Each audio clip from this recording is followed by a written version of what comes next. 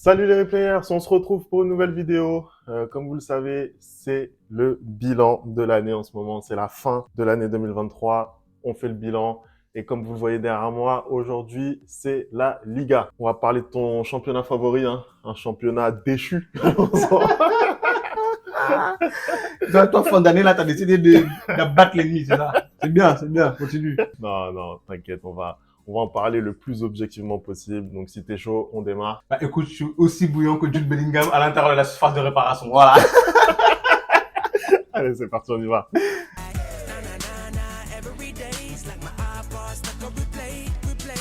Allez, on commence tout de suite cette vidéo. On va tout de suite regarder le classement, peut-être, de cette Liga quasiment à mi-saison, pour se rendre compte que voilà, il y a un duo qui fait la pluie et le beau temps sur ce championnat, le Real Madrid et Gérone. Qu'est-ce que tu penses déjà de ce duo? Bah, écoute, on va pas se mentir. Surprise du début du championnat, hein. Je pense que le Real Madrid et l'Atlético Madrid, on est un peu plus habitués à les voir à cette position-là. Par contre, on a une nouvelle équipe qui s'invite sur le podium et qu'on voit rarement à cette position-là, à ce moment-là du championnat, à savoir Girona, hein, qui fait un excellent début de saison, hein, qui se retrouve, bah, ils sont deuxièmes là, mais c'est en vrai de vrai, ils sont premiers avec le Real Madrid à égalité Clairement, de points. Tu vois. clairement. Ils ont eu une seule défaite cette saison contre le Real Madrid. C'est-à-dire que vraiment, c'est une équipe qui a été fantastique tout au long Dans un de la match pas première, facile en plus, voilà, hein. exactement, de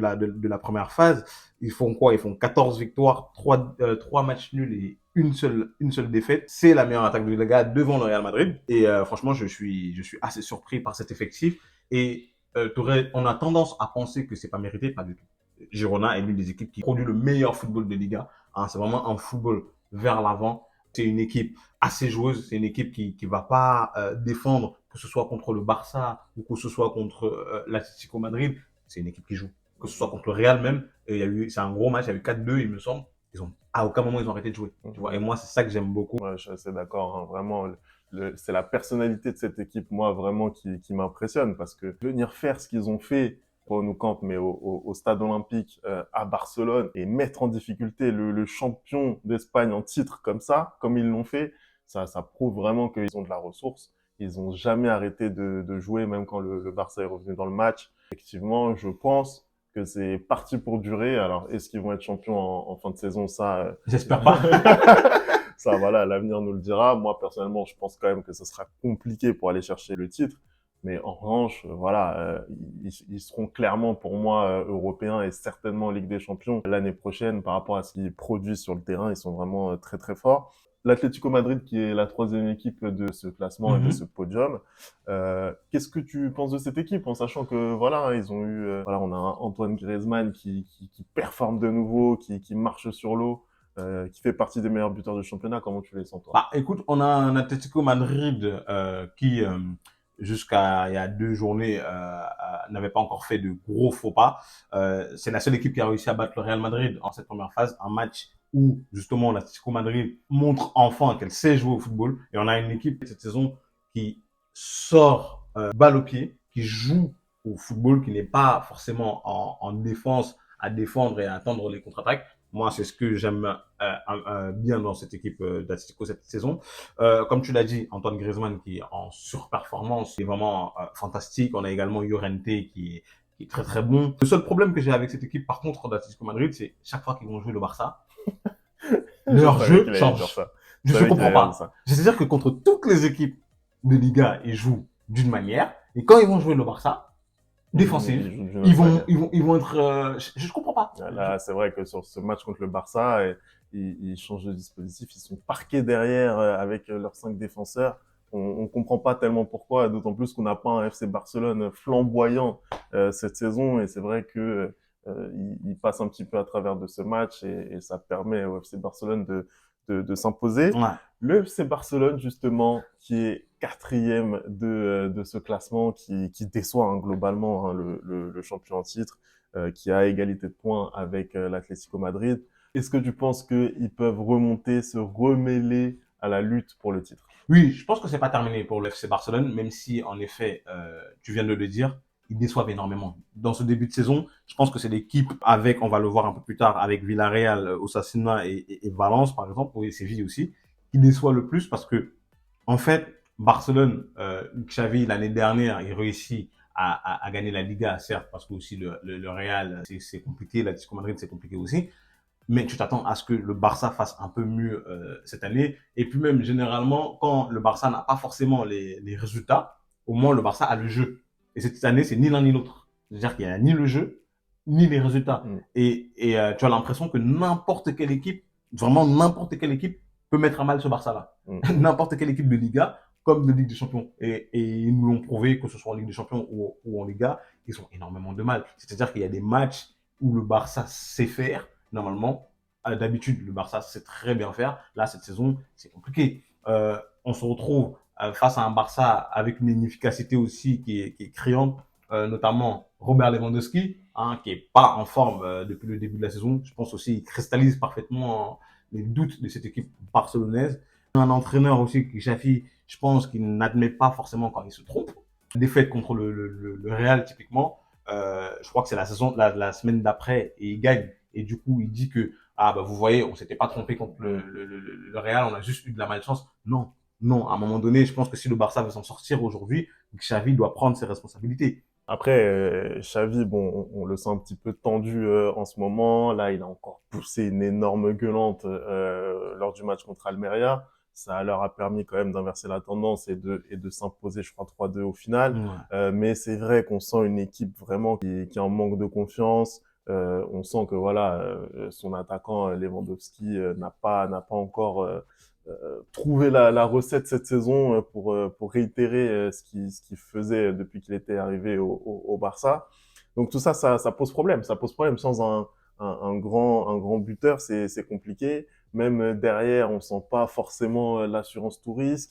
Ils ont perdu Gavi également jusqu'à la fin de saison. Ça fait beaucoup d'éléments contre, mais je pense que voilà, avec l'effectif qu'ils ont, ils auraient dû faire mieux et ils devaient mieux figurer pour moi dans ce championnat-là. Pour moi, c'est la plus grosse déception hein, de ce début de De saison ce début de saison. Donc, en Liga. Ouais. ouais. Je pense on a fait les 4 premiers, mais on s'est pas attardé sur le premier. Hein. Qu'est-ce que toi tu penses jusqu'à maintenant de la saison du Real Madrid? Mm.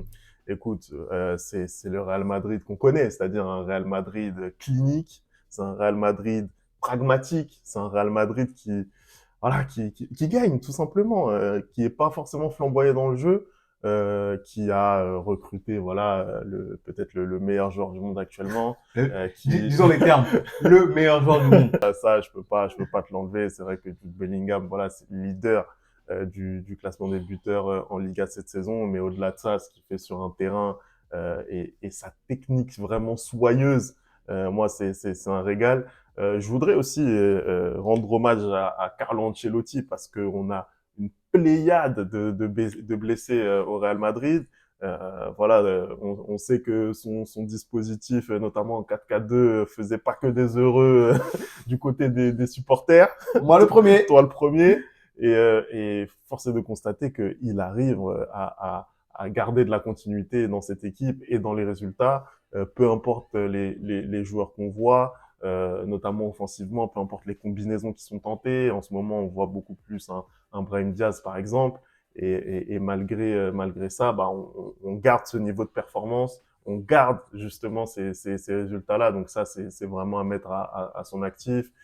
Il fait également le 6 sur 6 en Ligue des Champions. Donc ça aussi, c'est quelque chose qui fait que c'est toujours l'homme de la situation, Carlo Ancelotti. C'est pas pour rien qu'il a autant de Ligue des Champions en tant que joueur et en tant qu'entraîneur. Entraîneur, ouais. C'est le patron, il n'y a rien à dire, c'est le patron. Qu'est-ce que tu en penses, toi, du début de saison de ton équipe? Bah, écoute, tu sais, Femi, je m'attendais à faire une grosse tirade, mais je pense que tu viens de la faire. Et je pense que j'ai pas besoin de rajouter quoi que ce soit après ce que tu as dit. Mais bon, je vais quand même rajouter, hein. Je vais quand même rajouter des éloges, hein. Non, très gros début de saison de la part du Real Madrid. Hein. Moi, ce qui me rend fier, surtout quand je vois cette équipe jouer, c'est le nombre de blessés. En fait, quand tu regardes le nombre de blessés qu'on a depuis le début de la saison, on a des grosses blessures et des joueurs super importants comme Courtois, comme Militao, comme Vinicius, comme Tchouaméni, comme Kamavinga, et malgré tout, le Real est premier de Liga et le Real est premier de son groupe en Ligue des Champions. Certes, le jeu n'est pas tout le temps là, même s'il y a beaucoup de matchs où il est là, ce jeu-là. Il y a du beau football. Je suis assez content de ce que Ancelotti arrive à faire avec les miettes qu'il a. Franchement, je veux pas mentir, je fais partie de ses plus gros détracteurs, notamment, je voulais qu'il accepte son poste au Brésil. Hein, je veux pas le mentir. Mais franchement, le Real est sur un gros début de saison, notamment grâce à Jude Bellingham. Mais bon, on en parlera tout à l'heure quand on va parler des statistiques de cette Liga. Donc ouais, je suis fier. Franchement, je suis fier. Si on pouvait avoir le même la même seconde partie de saison, je prends, je prends. On va s'attarder sur les équipes un peu surprises d'autres équipes surprises de ce début de championnat, notamment l'adversaire en Ligue des Champions du Paris Saint-Germain, à savoir la Real Sociedad, un moi qui m'impressionne depuis le début de saison, avec notamment des joueurs comme Mbappé Kubo. Ils sont très très bons, produisent un excellent football. Hein. On a les Oyarzabal et tout.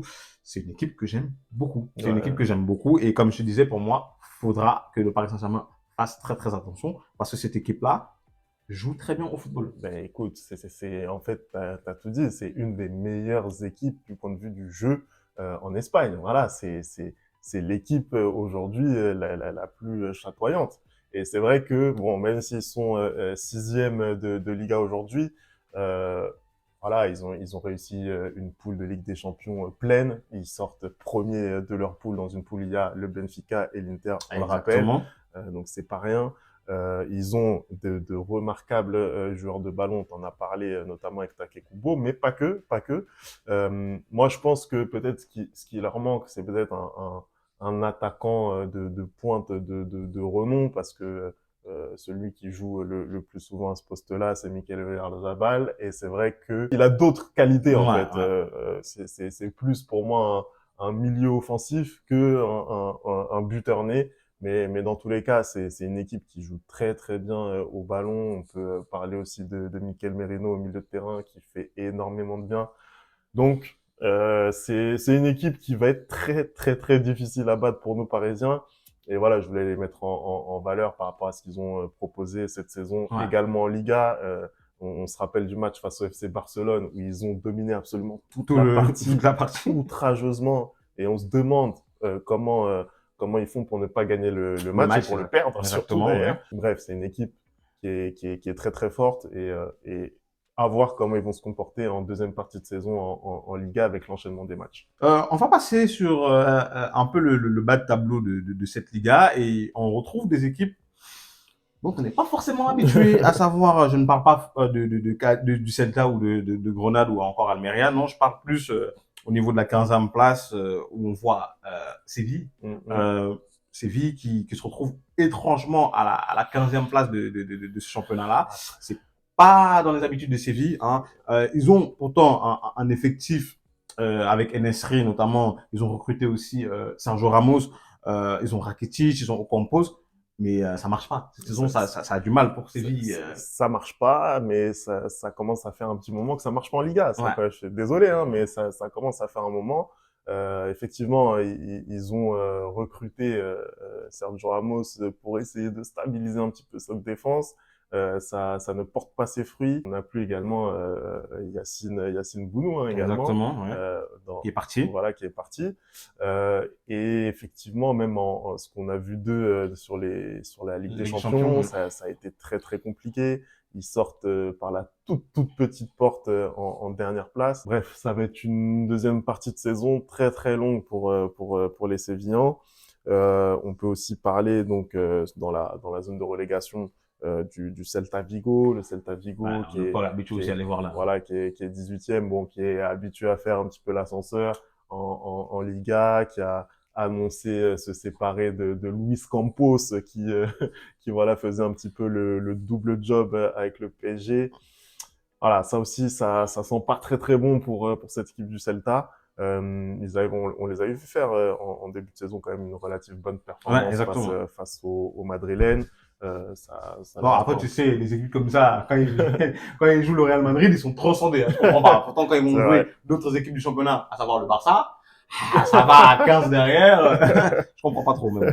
Il y a une autre équipe aussi qui a un peu beaucoup de mal, hein. Le sous-marin jaune qui ne fait plus couler absolument personne, hein, on va se le dire. Est-ce que toi, tu es surpris de retrouver Villarreal à la 13e place de ce 13e championnat? place, Ouais. bah écoute, au regard du début de saison, pas vraiment, hein, pas vraiment. Là, ils ont récupéré Marcelino, hein, Ouais. qui arrive de l'Olympique de Marseille, qui a vécu un petit peu des jours et des semaines compliquées. Donc déjà, tu récupères un entraîneur qui est pas au top, je pense, mentalement. Ils arrivent pas à enchaîner les bonnes performances. Donc je suis pas très surpris de les retrouver à ce niveau-là. Bah, après, moi, je pense quand même que ils ont eu du mal beaucoup plus en début de saison. C'est-à-dire qu'en début de saison, ils ont eu vraiment du mal où ils arrivaient même pas à gagner ne serait-ce que un match. Ils avaient beaucoup de défaites et de matchs nuls. Et là, depuis quelques temps, ça va quand même un peu mieux. Ça va un peu mieux. Ils arrivent à enchaîner des victoires. Mais oui, c'est vrai que retrouver Villarreal à la 13e place du championnat de Liga, c'est pas commun. Voilà. Écoute, ce que je te propose, c'est qu'on enchaîne tout de suite avec le classement des buteurs. Les Madrilènes qui le dominent. Voilà, encore une fois, ils étaient habitués à avoir Karim Benzema en Pichichi. Aujourd'hui, c'est Jude Bellingham. C'était pas forcément attendu, ça, par contre. Ouais, c'est pas du tout attendu étant donné sa position. J'aimerais dire, hein, il y a beaucoup de gens qui pensent que Jude Bellingham est numéro 9, hein, des gens qui n'ont pas de connaissance de football. Je vois beaucoup de gens sur Twitter et tout dire, ouais, c'est normal qu'il marque beaucoup de buts parce qu'il est 9. Non, il est pas 9. Il est pas 9. C'est un milieu de terrain qui sait aussi bien défendre que attaquer et qui se projette et qui, de par la formation mise en place par Carlo Ancelotti, se retrouve dans les espaces pour pouvoir mettre ce genre de but-là. Mais Jude Bellingham est bel et bien un milieu de terrain et c'est bel et bien le meilleur buteur de la Liga avec 13 buts en 18 journées. C'est fantastique. Franchement, ce gamin est fantastique. Au début de la saison, on a voulu nous faire croire qu'il mettait que des tapines, hein, jusqu'à ce qu'il ferme des bouches avec des frappes de loin, des têtes, des trucs comme ça. Mais bon, tellement génial de voir que on a beaucoup de blessures cette saison. On a eu des joueurs qui ont eu du mal à lancer leur saison, notamment Rodrigo. Et Jude Bellingham, il a vraiment porté cette équipe-là. Et c'est ce qui lui permet aujourd'hui d'être premier avec 13 buts. Excuse-moi, heureusement qu'il suit. Ah, Il y en a qui suivent. c'est bien d'être deux dans une chaîne. On a aussi Borja Mayoral qui se retrouve deuxième, pardon, avec 12 buts, comme d'habitude. On commence à être habitué un peu à sa position dans ce classement de buteurs. Mais ce que je remarque, c'est que au final, il y a pas vraiment de tête qui dépasse, hein, parce que Jude Bellingham, que tu l'as dit, c'est pas un attaquant de De formation. pointe, ouais. Et derrière, c'est vrai que c'est un petit peu le vide intersidéral. On a Dovbyk de Gérone qui réussit 11 buts. une bonne saison avec 11 buts.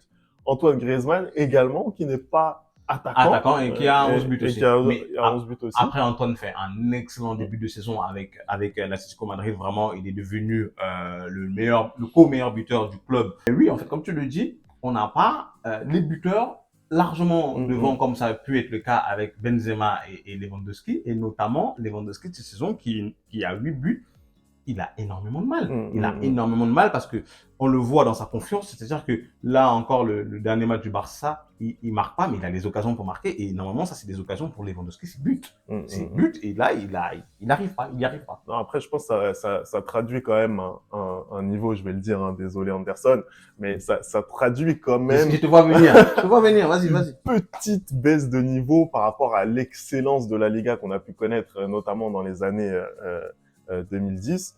Je trouve quand même globalement que c'est moins fort. En Liga, voilà, il y a moins d'attrait pour ce championnat et même pour le match phare qu'est le Classico aujourd'hui. Ouais. Il y a quand même moins d'attrait et ce classement des buteurs, pour moi, ça reflète Après, un petit peu ça. on va pas se mentir. La Liga, avant, c'est Messi, Neymar, Benzema, Cristiano Ronaldo, Suarez. Voilà, c'est une pléthore de stars. Yeah, bien sûr. Là, tu as perdu Messi, ensuite tu as perdu Cristiano Ronaldo, maintenant tu as perdu Benzema. Ah, c'est compliqué. Tu vois, tu n'as plus vraiment de visage de la Liga. Ça devait être Vinicius, mais Vinicius, il s'est pas mal blessé aussi. Tu as Griezmann qui maintient ses stats, mais c'est pas un attaquant. Donc, pour moi, normalement, je suis pas d'accord. Je pense pas que le niveau de la Liga a baissé, l'attractivité de la Liga a baissé parce que tu n'as plus les stars Cristiano Ronaldo et Messi, mais le niveau de la Liga reste bon et au contraire, la preuve c'est Girona, de voir Girona deuxième du championnat, ça montre que c'est comment dire, une ligue toujours aussi compétitive. Après, maintenant, oui, les attaquants font pas leur boulot. Les attaquants font pas leur boulot cette saison. Mais en même temps, d'un côté, tu as le Real qui n'a pas d'attaquant. Il n'a pas de neuf, en fait. Et tu as l'attaquant du Barça qui n'est pas efficace. C'est aussi pour ça que tu as des scores aussi bas. Et puis c'est vrai aussi, faut-il le rappeler que on a quand même 4 clubs espagnols qui terminent aux 4 premières places de leur poule en Ligue des Champions. Ça c'est vrai. Merci. Je ne dis pas que la Liga est devenue un championnat de seconde zone, mais voilà, peut-être une petite baisse en termes de niveau par rapport à ce que ça pouvait être auparavant. Si on s'attarde maintenant sur le classement des passeurs, qui avons-nous en tête? Je te laisse l'annoncer. Je sais, tu veux me punir. Je vais y aller. Toni Kroos. Toni Kroos, c'est vrai que j'ai milité. J'ai dit qu'il ne devait plus être titulaire dans cette équipe. On voyait les prestations, notamment de Tchouaméni ou encore de Camavinga. Mais par la force des choses, Toni Kroos s'est retrouvé titulaire et force de constater qu'il fait une excellente saison. Pour moi, c'est limite le 3e meilleur joueur de cette Liga jusqu'à présent. Il est bon. Il est clairement très très bon. C'est toujours le métronome du Real Madrid cette saison. Tu vois que quand ça s'accélère un peu, c'est toujours lui qui arrive à temporiser, qui arrive par ses transversales à trouver le bon joueur, qui arrive à comment dire, à lancer les actions du Real Madrid. Mais je le maintiens encore, ça c'est possible que quand on a le ballon, quand on a le contrôle du match. Typiquement en Ligue des Champions, tu te tapes un Manchester City ou un PSG en quart de finale, Toni Kroos ne doit pas être titulaire. Je suis désolé, je le maintiens. Voilà. Écoute, je te trouve vachement dur quand même avec Toni Kroos par rapport à ce qu'il produit cette saison en Liga. Moi, je le trouve vraiment très très bon. Il a toujours des gestes de classe. Il a toujours des passes qui sont très très intéressantes. Son duo avec Modric, notamment sur les derniers matchs, parce que c'est parmi les seuls milieux de terrain qui ne sont pas blessés. Je trouve que ça fonctionne. Ça a permis au Real Madrid de maintenir ses résultats. Donc, effectivement, voilà, il peut présenter certaines lacunes quand l'intensité et le rythme s'élèvent, mais ça reste quand même un joueur de classe mondiale. Ça reste un joueur quand même très, très, très fiable, Toni Kroos. Et pour moi, c'est pas encore le moment de s'en séparer ou de le mettre sur le banc dans les grands matchs pour Toni Kroos. Et cette première place au classement des passeurs vient le confirmer avec 6 offrandes quand même en 18 matchs disputés pour Toni Kroos. Après, voilà, dans ce classement, on retrouve quelques noms qui sont tous à 5 passes, notamment Saúl de l'Atlético Madrid. On a aussi 2 joueurs de Gérone avec Yann Couto et Savio qui sont également à 5 passes, mais Toni Kroos, c'est la seule tête qui dépasse de ce classement. On a Rafinha aussi, je sais que les supporters du Barça, ils le cassent beaucoup, mais Rafinha est quand même, il est 3e au classement des passeurs. Il est là. En effet. Est-ce qu'on a fait le tour? Je pense qu'on a fait le tour. On va se lancer sur un petit jeu de pronostics. Toi, est-ce que tu penses que le classement va beaucoup changer pour la deuxième partie de saison, ou est-ce que tu penses que le Real va conserver la tête, ou est-ce que tu penses qu'il y aura une surprise? Est-ce que tu penses que Girone va réussir à maintenir le cap, ou comme tu l'as dit tout à l'heure, tu penses que non, ils vont pas maintenir le cap et ils vont finir hors du podium? Écoute, tu me demandes mon prono sur le podium. Moi, je pense que Girone ne va pas tenir le cap. En tout cas, ils ne seront pas champions d'Espagne, je n'y crois pas. Je pense que le Real, par rapport à l'avance qu'ils ont sur le duo Atlético Madrid et Barcelone, c'est 7 points d'avance. 7 points d'avance, c'est quand même un matelas conséquent. Je pense que ça va leur permettre de finir champion d'Espagne. Toutes ces équipes-là jouent la Ligue des Champions, donc t'as pas forcément une équipe qui sera plus avantagée en championnat que l'autre. Voilà, pour moi, je vois le Real Madrid être champion. Par contre, tu me demandes le podium. Là, j'ai un peu plus de mal à pronostiquer. Honnêtement, je saurais pas trop quoi te dire là à ce stade. Est-ce que Girone va tenir? Ça, c'est la grosse cote. Moi, je pense que non. Je pense que non. Moi, je pense que Girone va tenir. Mais je pense que le Real Madrid va garder la tête de ce classement-là. Je pense que le Barça va réussir à revenir. Je pense que le Barça va finir 2e et je pense que Girone va finir 3e de cette Liga. Tout simplement parce que, comme je l'ai dit, Girone n'est pas là par hasard. Girone développe vraiment un très beau football. Girone arrive à maîtriser les petites équipes du championnat et Girona lutte très très bien contre les grosses équipes de ce championnat-là. Donc, je pense que eux, pour le coup, ne jouent pas la Ligue des Champions, donc ils sont beaucoup plus frais. Et je pense qu'ils vont réussir à garder ce cap-là et à se maintenir et terminer sur le podium à la fin de la Liga. Écoute, on verra ça. Hein. On va suivre cette deuxième partie de saison sur la chaîne. En tout cas, merci d'avoir regardé cette vidéo. On n'oublie pas les bonnes habitudes, @le replay foot. Vous nous dites ce que vous avez pensé de cette première moitié de saison en Liga, ce que vous voyez pour la deuxième partie. On va se retrouver très très vite hein, pour le bilan de la Ligue 1 et de la Première Ligue. Et puis voilà, on va vous souhaiter un bon réveillon. Voilà. Voilà. Et puis, on se dit à très vite pour une nouvelle vidéo. Ciao!